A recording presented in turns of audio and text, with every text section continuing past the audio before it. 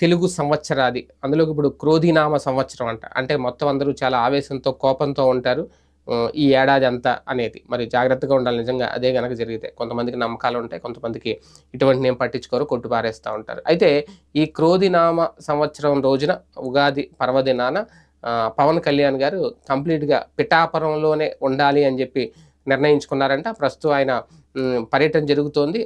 ఈ 2 రోజుల పాటు 7, 8 తేదీల్లో పర్యటన ముగించుకొని తర్వాత నేరుగా ఆయన పిఠాపురం వచ్చేస్తారు. పిఠాపురంలో అక్కడ పూజా కార్యక్రమాల్లో పాల్గొనడంతో పాటు స్థానికంగా అక్కడే ఉండడం, ప్రజలతో మాట్లాడడం, అక్కడ స్థానిక సమస్యల మీద ఇప్పటికే ఒక అవగాహన ఏర్పరచుకున్న నేపథ్యంలో వాటి గురించి స్థానిక ప్రజలతో, కీలక నాయకులతో చర్చించడం, ఈ కార్యక్రమాలన్నీ చేస్తారంట. ఉగాది పండుగ పిఠాపురంలోనే జరుపుకోవడం ద్వారా నేను ఇక్కడి వ్యక్తినే, మీ వాడినే, మీలో ఒకడినే అనే చెప్పే ప్రయత్నం అయితే పవన్ కళ్యాణ్ గారు చేయబోతున్నారు.